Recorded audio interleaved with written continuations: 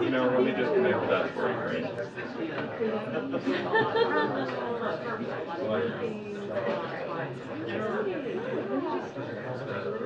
Did you hear what happened with the shutdown?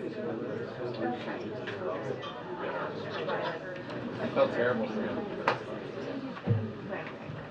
Good afternoon, everyone. As you can see, we have the National Security Advisor, Jake Sullivan, joining us today to talk about, give a little bit of a preview and talk about the President's visit with President Zelensky today. As you know, he's in town, and he'll take some of your foreign policy questions as well. With that, Jake, podium is yours. Thanks, Karine, and thanks for letting me come back here just a few days after I was last before you at this podium. President Biden returned from New York last night, where he held a series of engagements and meetings at the UN General Assembly. He launched important initiatives, he engaged with heads of state from around the world, and he laid out a substantive agenda for effective American leadership at a pivotal moment in the world. In his remarks to the General Assembly, President Biden highlighted all that is at stake as we continue to rally the world to support Ukraine, including the fate of core principles of the United Nations Charter: sovereignty, territorial integrity, and human rights, which are the pillars of peaceful relations among nations. As you all know, President Biden underscored that it's not just the future of the people of Ukraine that hangs in the balance as they bravely fight every day to defend their rights and their sovereign territory from a brutal Russian invasion. The President spoke about how critical it is that the U.S. and the world send the unmistakable message that in the 21st century, a dictator cannot be allowed to conquer or carve up his neighbor's territory by force and threaten the fundamental values of freedom and independence that matter to every American. If we allow that here, it will happen elsewhere in ways that will undermine the fundamental security, not to mention the values that the American people hold so dear. Following up on that speech at the UN earlier this week, today President Biden is hosting President Zelensky of Ukraine here at the White House, where he will emphasize the continued need for the American people to step up and support Ukraine as they battle on the front lines of the free world. Today's meeting will be the 6th in-person meeting between President Biden and President Zelensky, and it's President Zelensky's 3rd visit to the White House during the Biden administration. Of course, they have talked many times over the course of the past year and a half by phone, on video, and our teams are in constant daily communication. This meeting comes at a significant moment as Ukrainian forces continue to make progress in their counteroffensive, and just after Russia launched yet another brutal wave of airstrikes against five cities in Ukraine that hit critical civilian infrastructure and knocked out power for many people in many different parts of the country. To help defend against assaults like this one, assaults from the air, President Biden will announce a new package of military assistance today that includes significant air defense capabilities to help Ukraine protect its people. These capabilities will help Ukraine harden its defenses ahead of what is likely to be a tough winter, filled with renewed Russian attacks on Ukrainian critical infrastructure to try to deprive innocent people of necessities like heat and electricity. Because President Putin cannot achieve his objectives on the battlefield, he is reduced to and is resorting to attacks that are intended to plunge ordinary people's lives into cold and darkness. And we are going to do everything working with the Ukrainians to make that task more and more difficult for Russia to be able to pull off. The package the President will announce today will also include weapons and equipment to help Ukraine maintain its momentum in the counteroffensive. That includes additional ammunition for U.S.-provided HIMARS systems, anti-armor capabilities, artillery ammunition, and more DPICMs, which have helped Ukraine make gains and, crucially, also helped Ukraine defend against counterattacks. President Biden and President Zelensky will also discuss our joint efforts to support Ukraine's economic recovery, and he will introduce a special representative for Ukraine's economic recovery, Penny Pritzker, who will focus on engaging the partner countries and Ukrainian counterparts to generate international investment in Ukraine and work with Ukraine to make the reforms necessary to improve Ukraine's business climate. President Biden, of course, is also looking forward to hear directly from President Zelensky in person his perspective on the war and the road ahead, and all of the more specific operational issues that have been a feature of all of their conversations over the course of the past year and a half. Above all, though, President Biden wants to use today to reaffirm his commitment, this administration's commitment, this country's commitment to continuing to lead the world in support of Ukraine for as long as it takes. And that's what he intends to do today. And with that, I look forward to taking your questions. Yeah. Thank you. Can I take you to in Canada and India relationship? Actually, I was calling on her, but go ahead. Thank you so much. You can go ahead. Thank you. Can you give us a sense, your sense of what's happening between Canada and India? India is fuming at a Canadian allegation that India was involved in the death of a Canadian citizen, a terrorist in India. Canada is saying that they have informed you about the proof they have about those allegations. What's your sense about it? As soon as we heard from the Canadian Prime Minister publicly about the allegations, we went out publicly ourselves and expressed our deep concern about them, our support for a law enforcement process to get to the bottom of exactly what happened and to ensure that the perpetrators are held accountable. I'm not going to get into the substance of private diplomatic conversations, but we are in constant contact with our Canadian counterparts. We are consulting with them closely. We support the efforts that they are undertaking in this investigation, and we have also been in touch with the Indian government as well. And I will leave it at that for today, only to say that I have seen in the press some efforts to try to drive a wedge between the United States and Canada on this issue, and I firmly reject the idea that there is a wedge between the U.S. and Canada. We have deep concerns about the allegations, and we would like to see this investigation carried forward and the perpetrators held to account. That is what the United States has stood for from the moment this emerged in public, and we will continue to stand for that until this fully plays its way out. So you can go ahead. Sorry. Hi.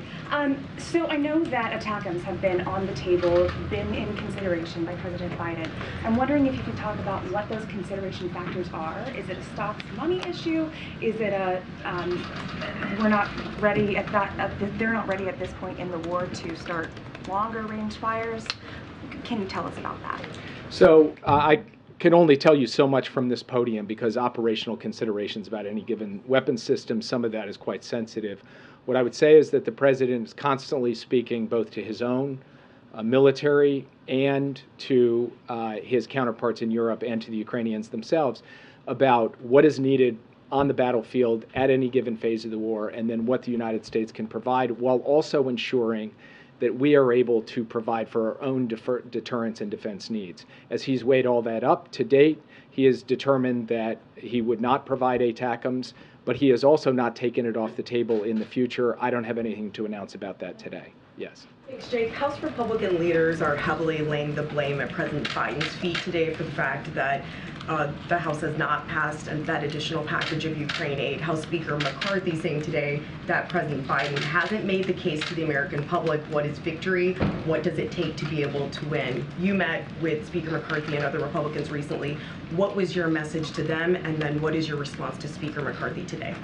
I'm not going to get into a debate with Speaker McCarthy from the podium. I would say that Speaker McCarthy has himself been an advocate for the supply of military assistance to Ukraine, has voted for previous packages, and that Republicans in both the House and Senate, in very large numbers, have been strong advocates and supporters for this. Haven't just wanted to hear the case from us, they've been going out and themselves making the case to their constituents and to the world for why this is so important. And it is that level of bipartisan support that we've seen to date that has sustained the immense and impressive levels of assistance that we've been able to provide to Ukraine. We believe that that will continue because we believe that there is strong majorities on a bipartisan basis in both the House and Senate to provide this aid. That's what we look forward to seeing. Now, I did have the opportunity to see the Democratic and Republican leadership in the Senate and the House, and the chairs and ranking members of the key national security committees in two separate sessions. I thought they were incredibly constructive sessions. They were deeply substantive. The members had excellent questions. They also had a lot of how we most effectively pursue continued assistance to Ukraine and rally the world to help Ukraine defend its territory. So on the basis of those conversations and further consultation we've had since then, I continue to remain of the view that when all is said and done, after all the back and forth and the toing and froing and all the other elements going into these negotiations that have nothing to do with Ukraine, that there will be strong bipartisan support to continue funding Ukraine to the extent that we believe is necessary to get Ukraine what it needs. Yeah. Thanks, Jake. Back to India for a minute. Does the U.S. have any intelligence or investigative evidence to support Canada's claims? And then, secondly, Ambassador Garcetti had suggested that President Biden was going to return to India in January to celebrate Republic Day, and I'm wondering if that trip is now in question given this diplomatic row between two U.S. partners. I'm not going to speak to either intelligence or law enforcement matters from this podium. I will let that process play out. We are in, as I said before, continuous communication and consultation with the Canadian government, and we will remain so as we go forward. And I do not have anything to announce about travel by the President to India in January or at any other time today. Yes. Jake, you've expressed your confidence that Congress will, in the not-too-distant future, pass the necessary $24 billion in funds that you say are necessary going forward in Ukraine. By what date does that need to occur to not have any impact? What is the urgency, and how soon does that need to happen to make sure that there is no let-up in the effort to help support the Ukrainians? Well, just to be clear, the supplemental funding package that we put forward to the Hill was for the period from the end of the fiscal year to the end of the calendar year, basically September 30th to the end of the year. So there's not a single dollar amount that is necessary for all time. We need funding to keep going, meaning that if, for example, the Congress passed a shorter package, you could have a proportional amount or a longer package, et cetera. New package need to be passed. We will want to see additional funding for Ukraine after the end of the fiscal year, so after September 30th, meaning that we would like additional resources from the Congress on October 1st to be able to ensure that there's no disruption in the supply of funding to Ukraine. And at what point would there be a disruption? If we pass, what date would there be a disruption, given the fears about this not passing? Well, I mean, there's a sliding scale of disruption, but the day after the funds lapse or run out at the end of the fiscal year, there would be a break if we do not get the funding starting October 1st. That's why we are making the case to the Congress that we should see additional funding at that time. Quick follow-up on the Congress. Speaker McCarthy, as has now been reported, turned down President Zelensky's desire to speak for a joint session of Congress. Obviously, they control Congress, you don't. But what do you think that says to the American people if Zelensky was not given that opportunity, given the stakes that you say exist right now? I've read the reports of that. I haven't heard it directly, so it's hard for me to comment or speculate on it. What I will say is that President Zelensky just spent hours up on the Hill with Democrats and Republicans, and not just behind closed doors, but out in public to be able to explain his case and to stand, frankly, with members who want to also make the case that this should continue. So I keep saying basically the same thing standing up here that I genuinely believe, which is there is a vocal, quite small minority of members who are raising questions. There is a very strong, overwhelming majority of members, both Democrats and Republicans, who want to see aid continue, and I believe that's where the American people are as well. So I believe that will shine through in the end, yes. Is the U.S. concerned about Poland's decision to stop sending arms to Ukraine, and whether that signals any sort of broad waning of Western support for Ukraine? When I read the headlines this morning, I was, of course, concerned and had questions, but I've subsequently seen the Polish government spokesman come out to clarify that, in fact, Poland's provision of equipment, including things like Polish manufactured howitzers, is continuing, and that Poland continues to stand behind Ukraine. So we will stay in consultation with them to ensure that we understand fully what the nature of Poland's stance is on these issues, but I believe that Poland will continue to be a supporter of Ukraine.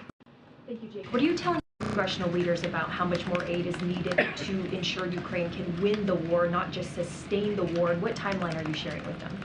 Well, we put forward a proposal. We've actually laid out in some detail every element of assistance that we believe is necessary to get us to the end of this year, and then we have begun talking to them about what next year looks like as well. But that's in military support, economic support, humanitarian, energy assistance, and so forth.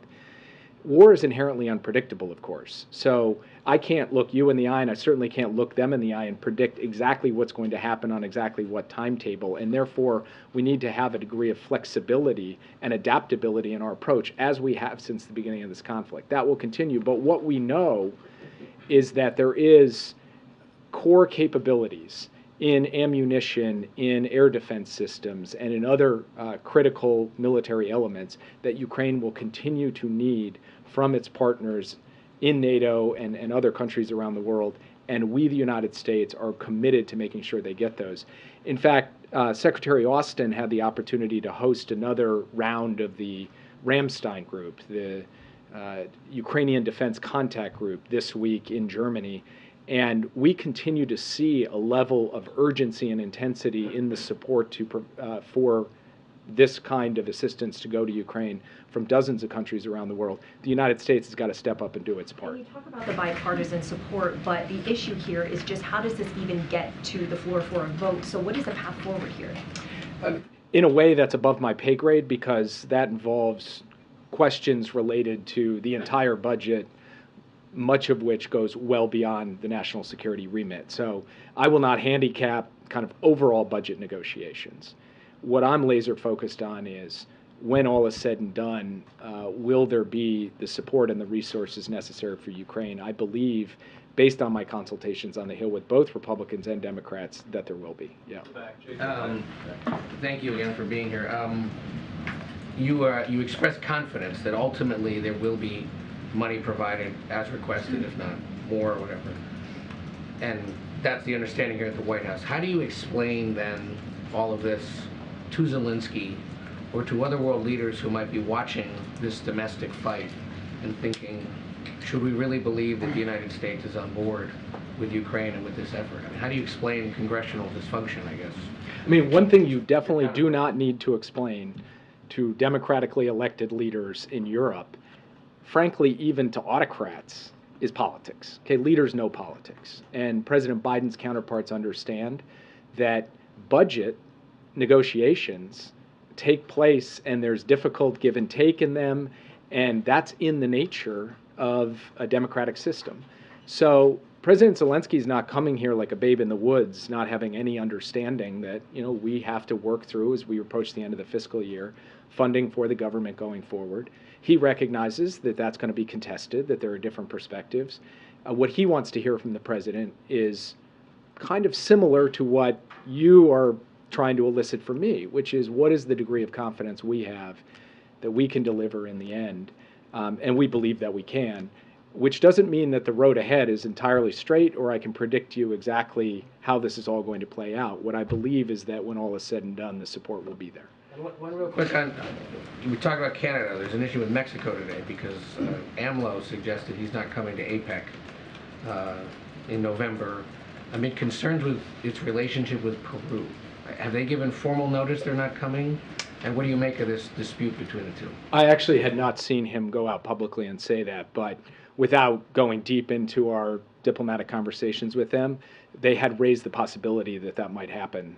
We'll have to talk to them, and I don't want to comment on it at the podium before I've had the chance to talk to them directly. Yeah. Thank you so much. I would like to ask you a question about Saudi Arabia. Yesterday, the Crown Prince said that if Iran gets nuclear weapons, then Saudi Arabia would get them too. How do you react to that? And is it a way to put pressure on the administration at a time when the president is trying to broker a deal with Israel? No, I don't think so. This has been a long-standing position of Saudi Arabia.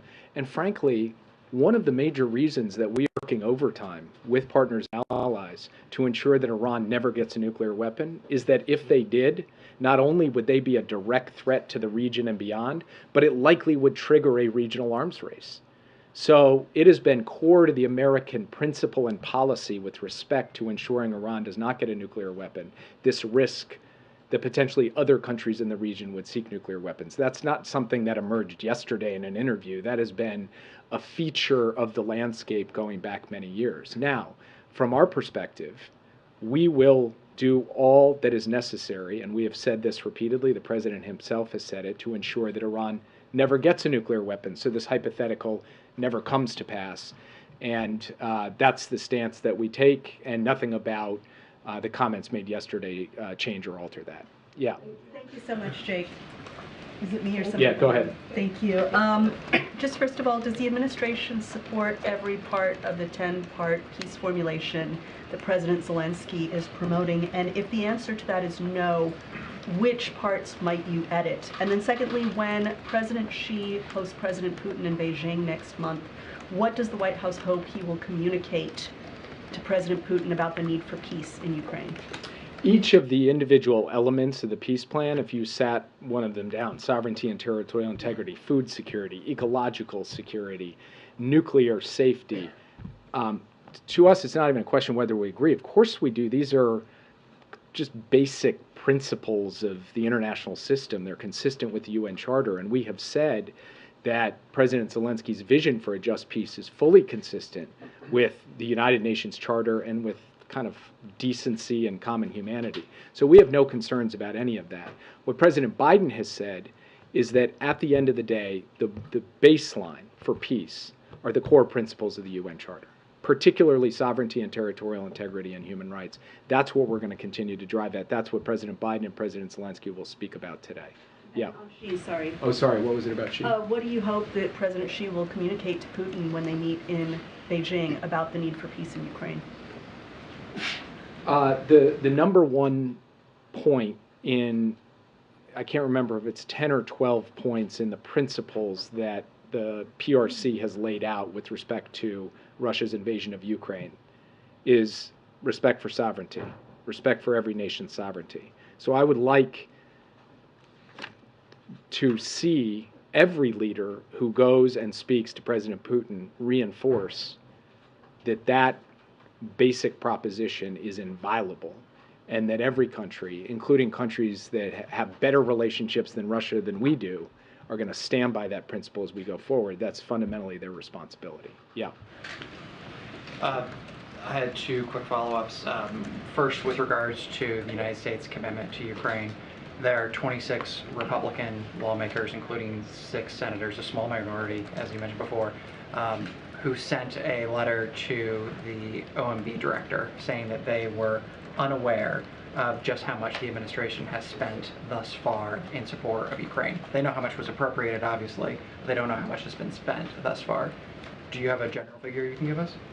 I'm not going to stand here and give a precise figure. What I will tell you is that we have supplied to the Congress every dollar that has been obligated. So if they are unaware, it's because they are not looking at the reports that we are submitting to the Hill. In fact, when I was up on the Hill just a few days ago, I walked through in some detail, and I don't have the notes in front of me, exactly what we had spent in the military space. We've done 47 presidential drawdown packages. We give the dollar figure for every one of them. We've done USAI packages. We give the dollar figure for every one of them. We obligate money under economic support funds. That money is notified to the Hill in a public way. So you all have access to exactly how much we've spent. The Congress has access to exactly how much we've spent. We have not hidden a single thing on this, and I find the claim in that letter somewhat bizarre. And then you reiterated the importance of territorial sovereignty, and you noted that in the 21st century, one neighbor cannot be allowed to conquer another. And I think that you got to the point you seem to say that if we were to allow this to happen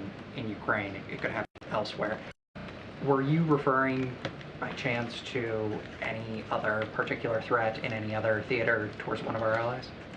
I'm not referring to a particular threat. I'm referring to the fact that history has taught us this lesson painfully many times, that aggression unchecked can be aggression unleashed. That could mean further aggression by Russia, or it could be aggression by another autocratic power against its neighbor somewhere else in the world, not specifically zeroing in on a particular threat or conflict, but we have to be prepared for that if we do not stand up and help defend the sovereignty and territorial integrity of Ukraine. Yeah.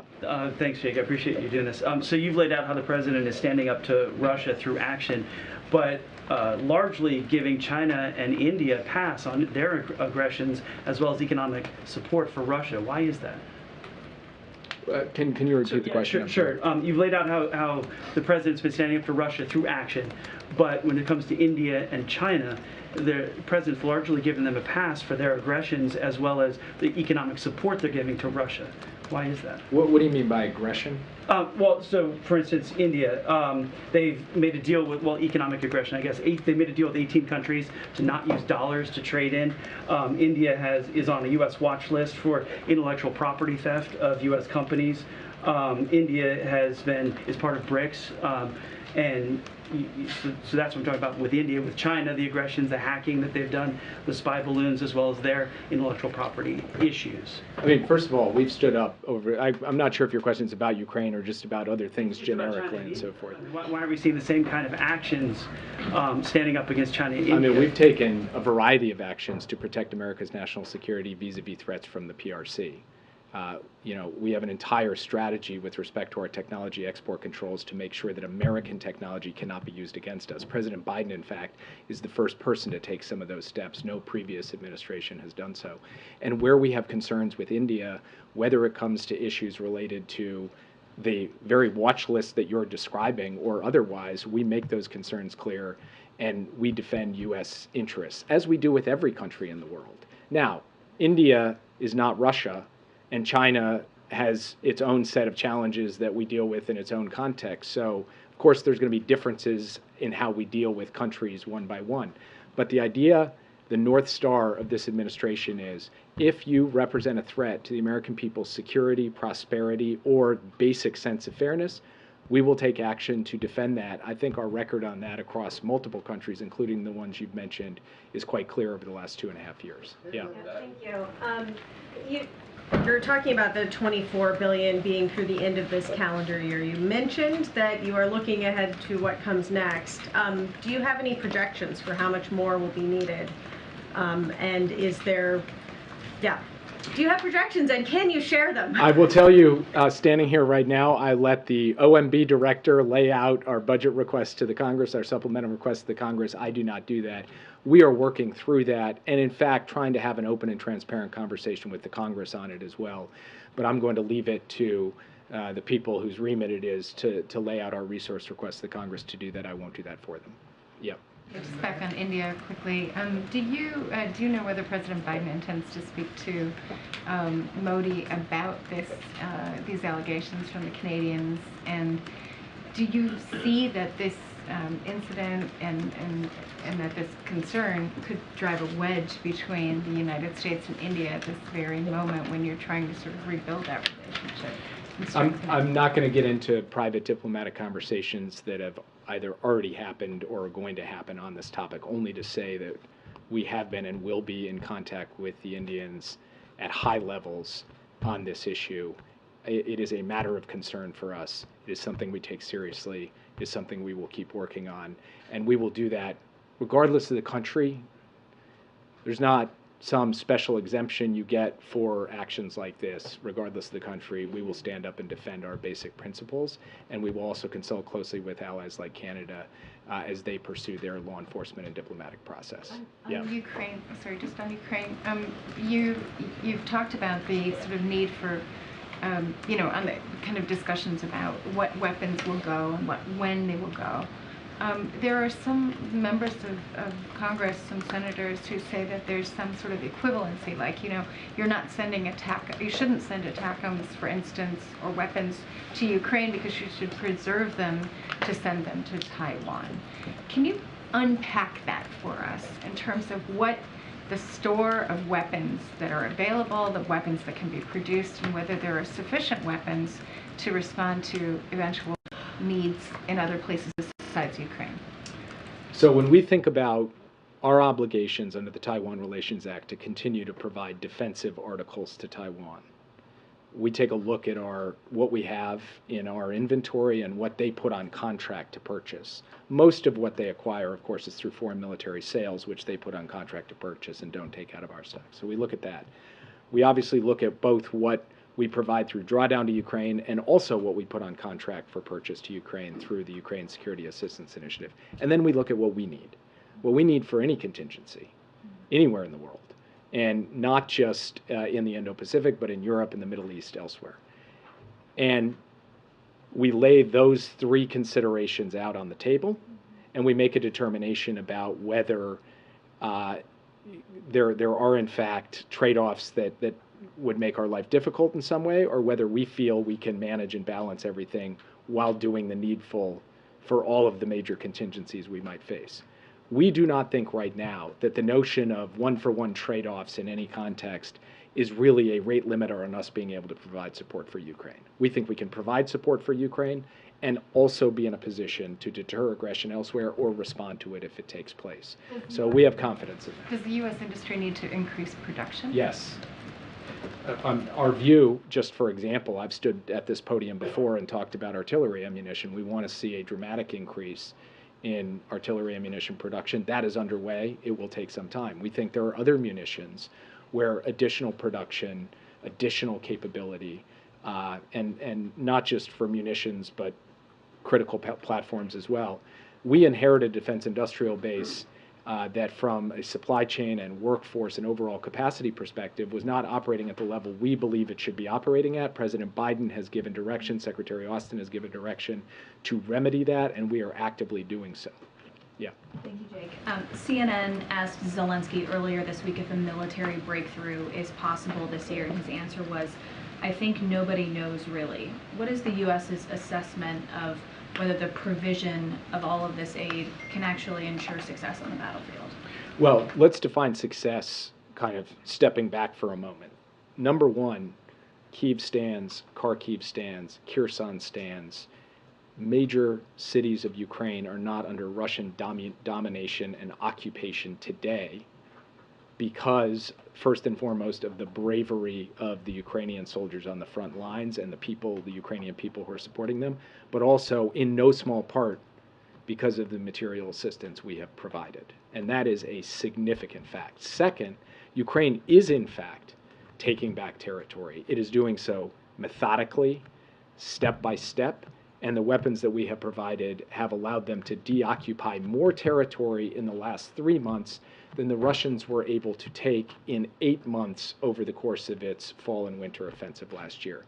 So we will keep at this, and we believe that the weapons we are providing are helping Ukraine not only make forward progress, but also critically defend the territory that they continue to hold against Russian efforts to overrun it and occupy it, because Putin has not given up on his fundamental goal, which is to subjugate the country of Ukraine. And we will not permit that to happen, and the Ukrainian people will not permit that to happen. I'll do one more. Yeah. When President Zelensky was here last December, he and President Biden had a joint press conference after their meetings. That's not on the agenda for today. Why was that not scheduled for this visit? So President Zelensky came in from New York. He's going off to other destinations tonight. He has a limited number of hours here. We wanted to make sure that he spent plenty of time on the Hill engaging with Democratic and Republican members, answering their questions, making his case. And then President Biden wants plenty of time to sit with him one-on-one in a small group and then with his cabinet to be able to work through everything. They will have the opportunity to make, I think, 2 statements to the press during that time. But we chose how to allocate the time based on what we think is going to generate the best possible results for Ukraine. And President Biden is looking forward to the set of engagements this afternoon. I'll just say one more thing back to the question of how much assistance that we've provided, lest anyone say, oh, Jake doesn't know how much assistance we provided. This is just off the top of my head, so you can confirm these numbers. But roughly $47 billion in military assistance between PDA and USAI. Roughly $1 to $1.5 billion per month in direct budget support that is sent not directly to Ukraine, but to the World Bank, so that the World Bank can ensure every amount, all of the amounts of that aid, those dollars, are being appropriately spent. And then in the range of $10 or so billion being spent for a range of humanitarian, energy, and other purposes to ensure that the basic livelihoods of Ukrainians, their humanitarian needs, basic food security needs, and otherwise are being taken care of. That's not a precise estimate because I didn't come bringing this, but I spend my days making sure that we know that every dollar that we're spending is being accounted for effectively and is being shared very much with the Hill and is being shared with you all. And of course, we will make sure that the members that you referred to who don't seem to know what we're doing with the aid to Ukraine get the same information that has long been available to everybody else. And with that, I'll let you guys have a good day. Thank you, sir. Thank you so much, Jake. Okay. Just one thing at the top, and then we'll continue. Today, extreme House Republicans showed yet again that their chaos is marching us toward a reckless and damaging government shutdown. Extreme House Republicans can't even get an agreement among themselves to keep the government running or to fund the military. They keep demanding more extreme policies as a condition to do their job and keep the government open.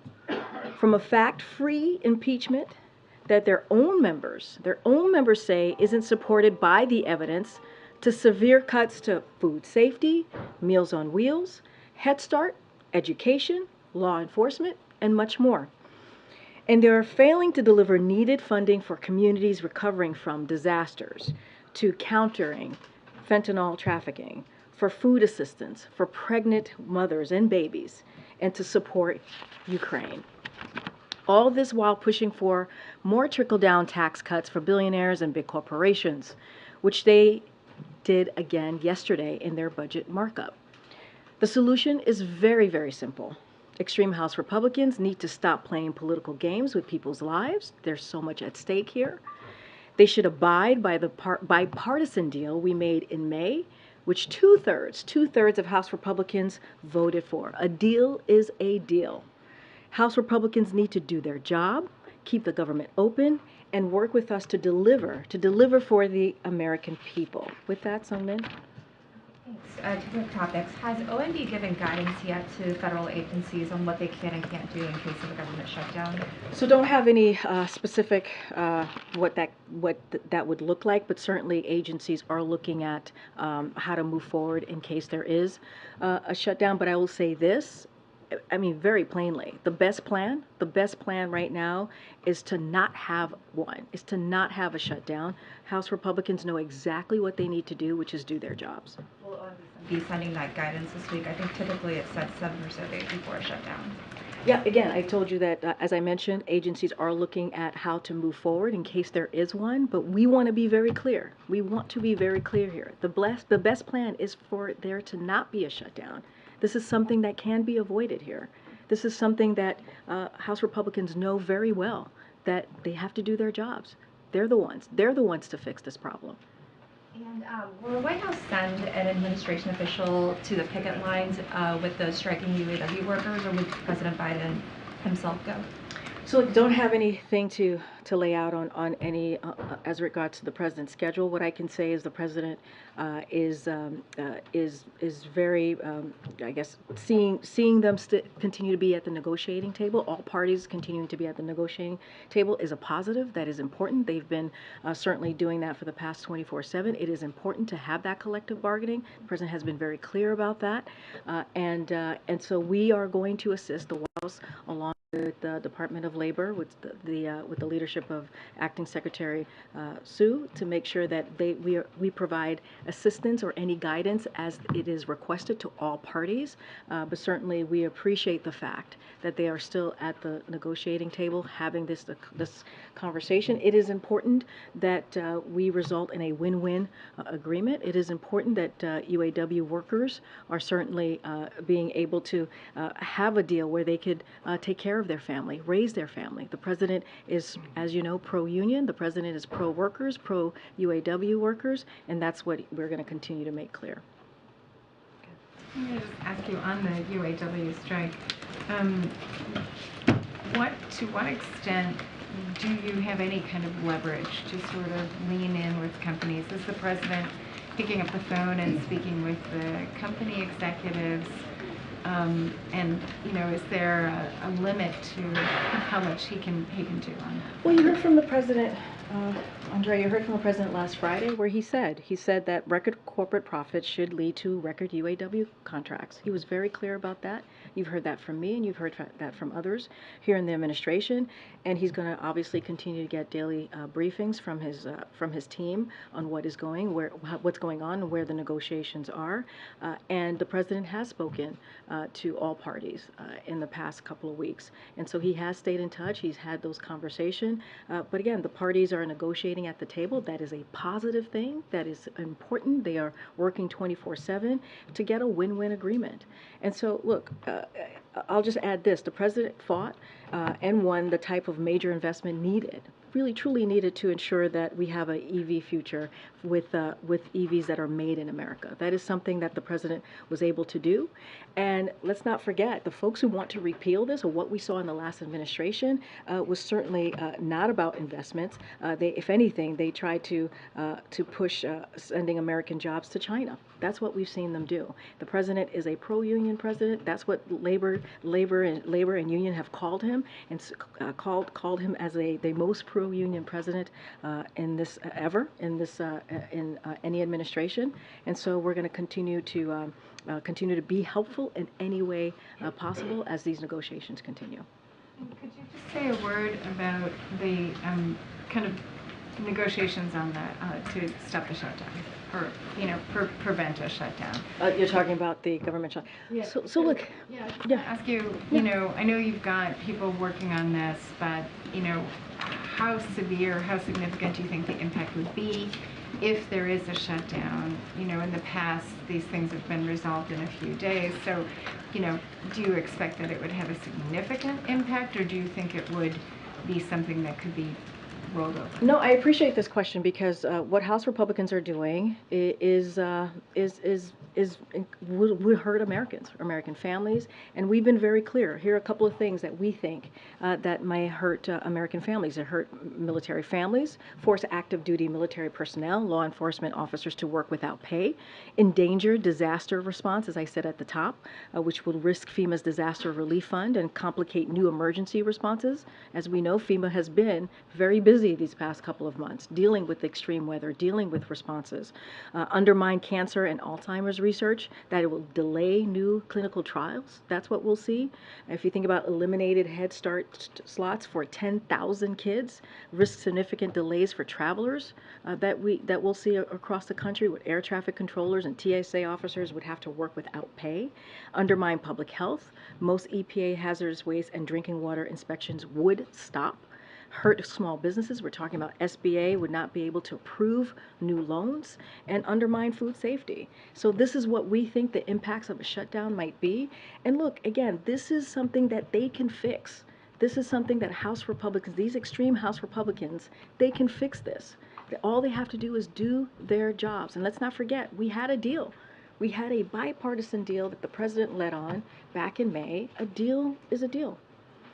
Gotcha. Thanks, Karine. Speaker McCarthy said today he would be, quote, more than willing to look at the $24 billion request for Ukraine if the president first looks at the Republican border bill that they put forward. What's your response to that?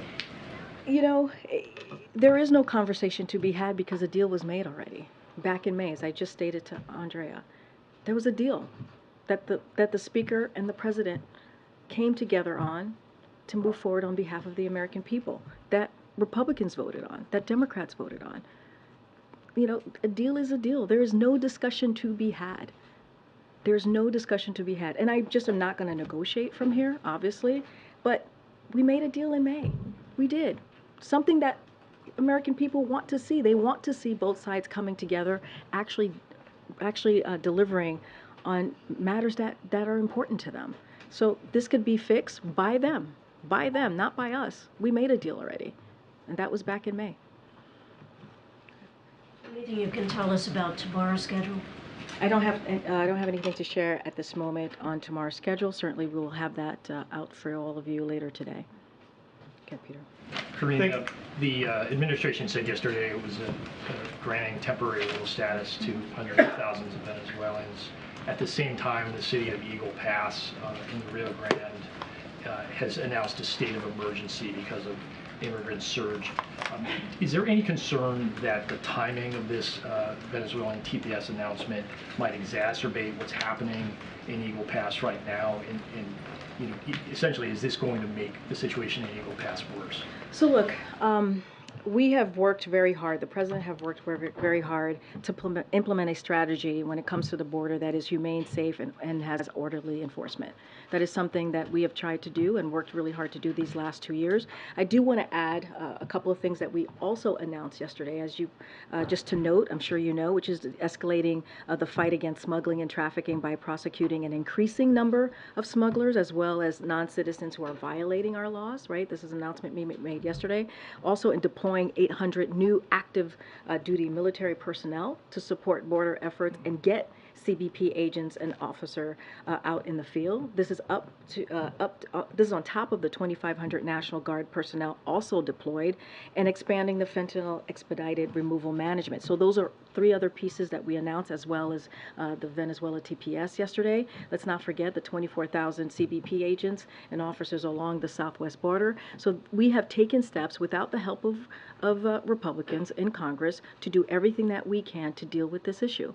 And let's not forget what the Republicans proposed. Their continuing resolution would lead 800 CBP agents and officers being fired and will result in 50,000 pounds of cocaine, more than 300 pounds of fentanyl, more than 700 pounds of heroin, and more than 6,000 pounds of other drugs to enter the country. That is what they proposed just a day ago.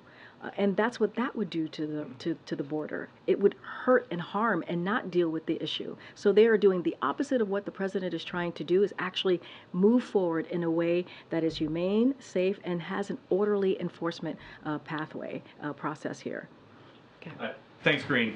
So what do you call it here at the White House when 10,000 people illegally cross the border in a single day? So what do you call it, Peter, when GOP puts forth a wait, no, you can't. Karine? I'm answering. Okay, we're gonna move You're on. answering a question with a question? No, we're moving on. Karine, Moving. please. In the back. Go ahead. You said you were Go stopping ahead, the in flow back. at the border. No. 10,000 I tried to migrants. answer, Peter. I Okay. tried to answer the question. You stopped me. Let's go. Go ahead. So there was footage yesterday of Border Patrol cutting some of the razor wire that Texas had installed. Governor Abbott has vowed to reinstall it. They have his border czar has pictures of people taking fresh razor wire out to the border to reinstall it. Is there now a federal policy of removing the barriers that Texas is installing? So here's what I'll say. I would have to look into that. I did see the reports yesterday. As it relates to Governor Abbott, we know what he has done these past couple of years while this president has been in office. He's turned this, when it comes to the border, he's turned this into a political stunt. And that's what he's done over and over again. That's what I can speak to. I did see those reports. I would have to go back and get a sense from the team and give you an answer on that. There is an enormous amount of concern. The mayor of Eagle Pass tells us at least 5,000 people crossed probably yesterday or in the last 2 days, maybe a lot more. I mean, you've already talked a little bit, but Yeah. what resources specific to this surge are being Well, I just laid out 3 additional announcements that we did to deal with the border that we announced yesterday. We announced the TPS Venezuela announcement as well yesterday, and so this is a president again that has taken action without the help of Republicans in Congress. He has taken action over and over again to deal with this issue. Let's not forget, and you know this very well, having as you're covering that region, that this is an issue that's been around for decades. This is a broken immigration system. This is why the president on his first day put forth a comprehensive piece of legislation to try to deal with this immigration system. We put CBP, 25,000 CBP agents out there. We tried to make sure that we deal with the smuggling that's happening. We've tried to make sure that we continue to deal with this in a humane, orderly way, and that's what we're going to continue to promise to do. Again, we just announced 3 more additional enforcement pathways or ways to move forward on this, and so the president's going to continue to do what he can from this administration. Thanks, Karine. I want to stay actually with the border. How many people coming into this country illegally is enough for President Biden then? Say that last one. How many people illegally coming into the United States is enough for President Biden's administration? Enough for what? 5.9 million people have been encountered illegally. I know the numbers, but enough for what?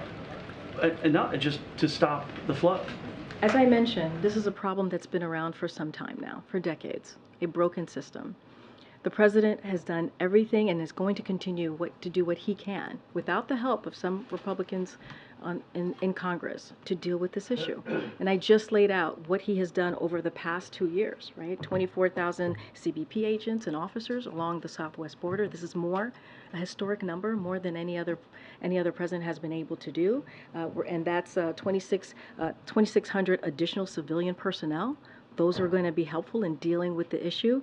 Increase border holding capacity by 3,750 to 22,700. And so we're trying to deal with the smuggling issues that we're seeing as well on the border. So the president's going to continue to do the work. He made some announcement as well yesterday, as I just mentioned. And so look, we're going to continue to implement a strategy that is humane, that is safe, and that is orderly as it relates to enforcement. And so that is a promise that you can see from this president. Again, GOP, the Republicans, put out a continuing resolution that actually reverses the work that the president is trying to do, makes the situation worse. That's what they were trying to push. And so, look, we would love to do it in a bipartisan way and really fix this issue that's been around for some time now. But right now, the president is doing it on his own. Thanks, Karine. Will we see the president try and get directly involved in trying to avert this possible government shutdown? And will he be speaking with Speaker McCarthy? And if so, what's his message? So look, the president talks often to members of Congress. That is something that he does pretty regularly. That is, and something that he will continue to do. I don't have any conversations to lay out, but I said this moments ago, right? Which is the president and the speaker came to a deal in May. This is not for us to fix. This is for House Republicans to fix, the extreme House Republicans. This is on them. There is a deal. A deal is a deal that they voted on in a bipartisan way. It is up to them to fix this. The message is very clear. What he says in private is certainly what he says in private is the same as what he says publicly, which is there is no reason for Republicans to shut down the government. House Republicans should stop their partisan games and keep their promises and also do their jobs. That's the message that the president is sending. Given everything you've laid out, why is there so much confidence from Jake Sullivan and other members of the Biden administration that this additional funding to Ukraine will get approved? Well, look, I mean, you've heard us say this before. We truly appreciate the strong bipartisan support that we have seen over the past several months for Ukraine. And it's not just us. It came from our allies and our partners, right? Which has been able to give the Ukrainian people the opportunity to fight and be successful in the battlefield. And so it is important, we think is incredibly important that we continue to give them the support that they need. You heard from the president in the halls of the UN at UNGA just a day or two ago, speaking about the stakes, the importance of making sure that we continue to help the Ukrainians as they fight for their democracy. That hasn't changed. The stakes are still very high. It's important to continue that support. We've made that very clear. Again, you heard directly from the president on just a day or so ago. And so we're going to continue to make that very clear. And so, look, there was strong bipartisan support. Jake actually laid out some of his conversation and the feedback that he was getting when he was on the Hill. And so we're going to continue to be optimistic about this because it is incredibly important. We're talking about democracy here. Hold on, I'm calling. Good, Gabe. Welcome to the briefing room. Good to be here, Karine. Thanks so much. I want to go back to immigration. In addition to Eagle Pass, El Paso is also seeing a new influx as well. I understand your comments about being a broken immigration system, but the administration also took credit following the end of Title 42 for the drop in border crossing numbers. Is it now taking responsibility for the rise in numbers? So, I'm sorry. Go ahead, Gabe. I'm so sorry. Finish your. Yeah, and then secondly, you mentioned those 800 new troops that are going down to the border. Do you think that'll be enough? Look, it's on top of what we have done already in the past 2 years under this administration. Look, every year, as you know, Gabe, I know you follow this very closely, U.S. sees ebbs and flows of migrants arriving fueled by seasonal trends, as you know, and efforts of smugglers to encourage migration. That is something that we see over and over again. And so certainly that plays into this. And so, and I understand your question, but here's the thing. As you know, the president has taken action upon action to try and deal what is happening at the border. Historic action. Without the help of Congress. And so we have asked over and over again to do this in a bipartisan way, which is why the president, his first piece of legislation was to deal with the immigration system. And and understanding how critical that is, it was to do that. And so we have taken actions. We have taken multiple actions. But again, this happens. It ebbs and flows. That's what we see at the border for different trends, for different reasons. And so we made, we think, three important enforcement announcement yesterday. It's on top of what we've been able to do, and and then you see it for yourself what Congress has tried to do. Put forth a piece of legislation, a CR, a resolution that does the opposite of what we're trying to do. When we're trying to fight fentanyl, right? When we're trying to deal with smugglers, when we're trying to put more legal enforcement at the border, they're trying to reverse that. And so that is the reality that we're dealing with. And so the president's going to continue to be committed, make sure we do this in a humane way, make sure that we do this in a safe and orderly fashion. And that's the commitment that the president has to the American people. Okay. There's a lot of focus in here about what's happening at the border, to what the White House can do with Congress to solve that problem. The one thing the White House can do on its own is foreign policy. Who's talking to Venezuela about why these people are still coming? Who's talking to Panama about the Darien Gap and who's allowing them to come in? And whatever happened to those State Department and Spain and Canada centers that were going to be set up along the route? So on the to last, make sure that people would have options. All very good questions. Clearly, the centers, we would get more information for you on that. But look, these diplomatic conversations are incredibly important. You heard from the National Security Advisor. These are conversations that Blinken is having, the Secretary of State is having. The President, let's not forget, just last fall brought 22 countries together to talk about how migration is affecting the region.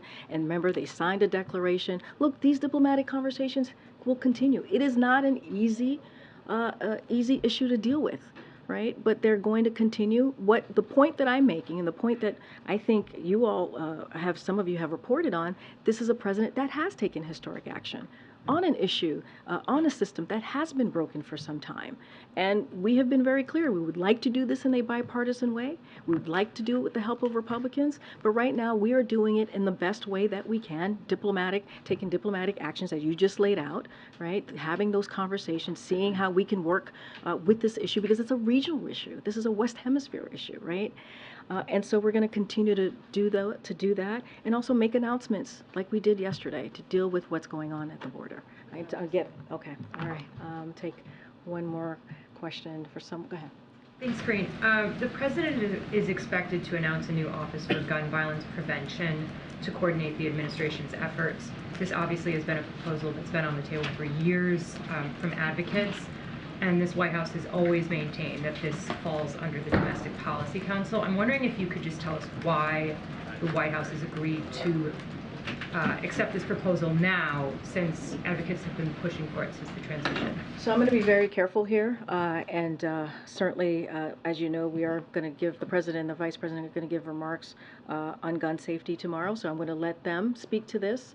So don't have anything to share on this at this time. So I would tell you to stay tuned. But look, in a much broader sense here, the president has said gun violence is an epidemic. There are many people who are sitting around their kitchen table every night who are missing their loved ones because of gun violence, because of what's doing to their community. It is, when you hear stats of guns being the #1 killer of kids, that is something that we should really be mindful to and do something about that. That's why the president has taken the actions that he has, historical executive actions to deal with this issue. That's why it was important that we saw bipartisan support to deal with gun violence. But that's the reality. That's the reality that communities are dealing with.